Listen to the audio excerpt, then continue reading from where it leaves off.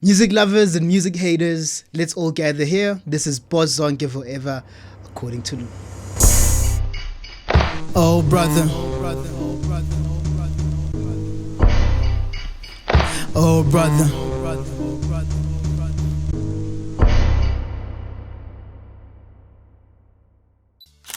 Zonke by one of the best to ever do it. Rest in peace, Riky. We miss you, we love you, and all that good stuff. Posthumous albums, not really my favorite. They normally don't get it right. They often sound disjointed, disconnected from what the artist would have done while they were still alive. Some might argue that we've had some good ones, which is true. We've had a couple of good ones. We've had Life After Death, we've had Balloonerism, but we've also gotten Michael, we've gotten Escape, we've gotten the Biggie duets, and all of those were stinkers, 0 out of 5 albums.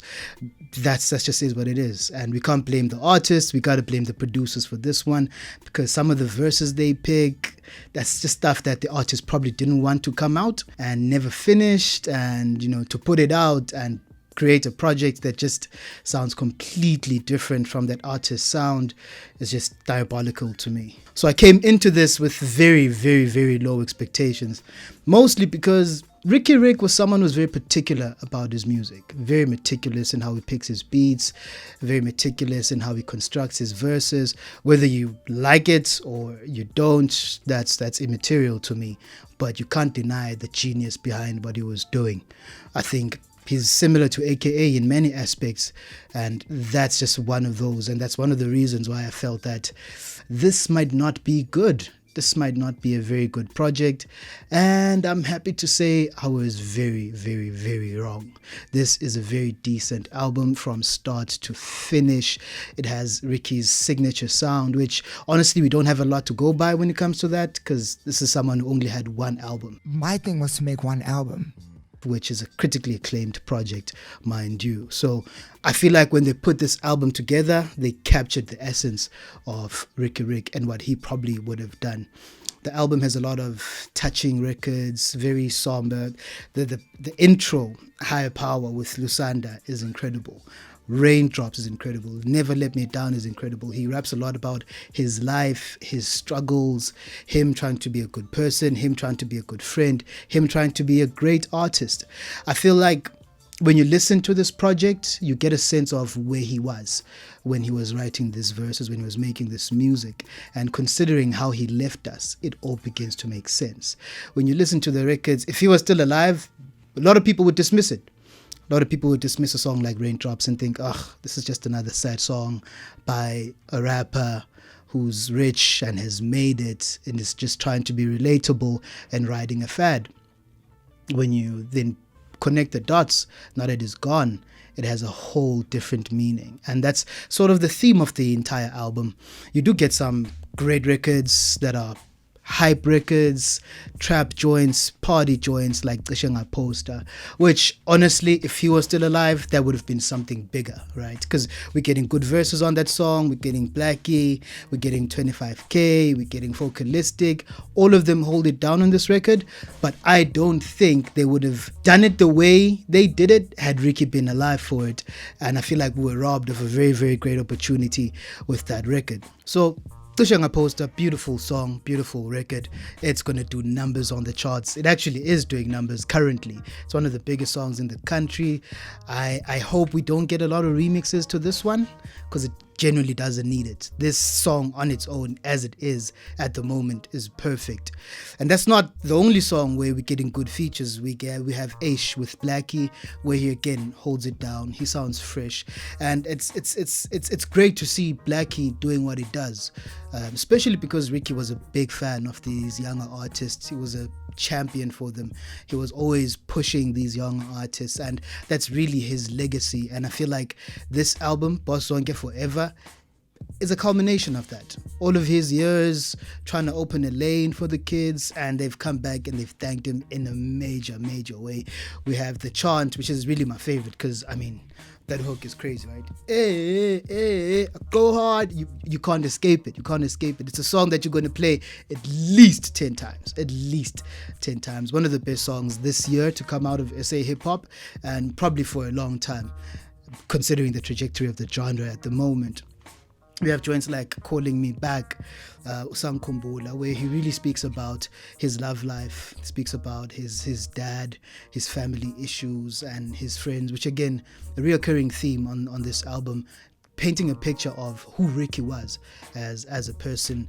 I think a lot of people misprofile him as just someone who's cocky, just into fashion and all of that. But on this album, he's showing a lot of depth, which he did in his previous album as well, to be fair, because if you put Riky in a box, if you take songs like Boson and you think that's all he was about, you're sadly mistaken. There was more to Riky, and he's really putting that on display on this particular project. Unfortunately, some of the verses on this album, understandably, are pretty short.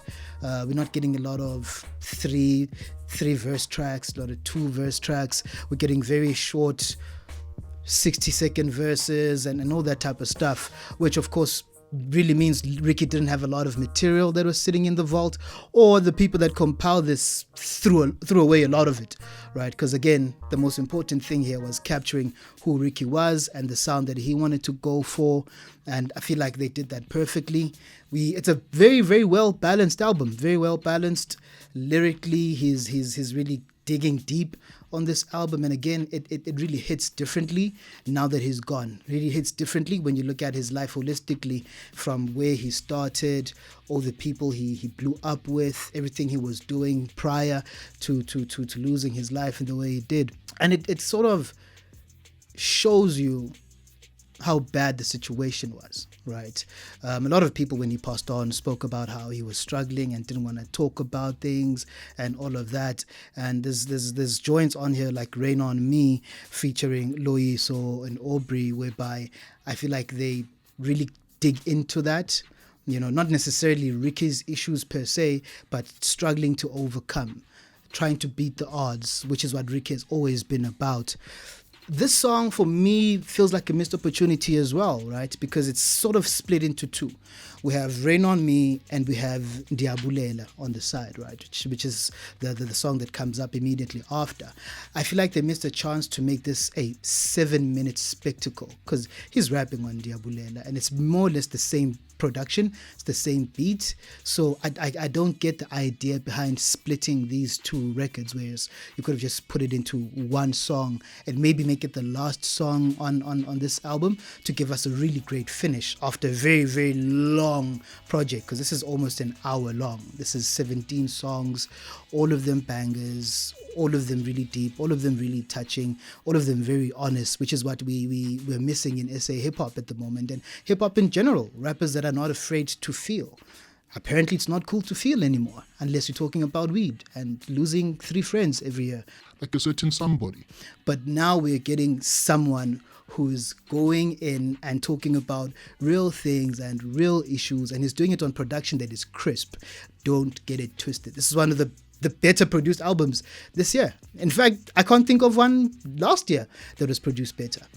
Maybe 25Ks, but that's neither here nor there. The production on here is incredible. They selected beats that Riky probably would have picked as well. So in as far as posthumous albums go, I would rank this very, very high. This is very, very high. And in a situation where really we're getting a lot of mid in that type of lane, in that type of, genre, if you will. So if I were to rate this, without exaggerating, I'd give it a very strong 8. Very, very strong 8. One of the best albums to come out this year. I don't think anyone is going to be topping this. And if they do, well, shout outs to you, my guy. I'll be here to review that album too. And I'll call you the GOAT if you make one better than this. So that's Zonke Forever, according to Loux. If you agree, let me know. If you disagree, you know what it is. See you on the flip side.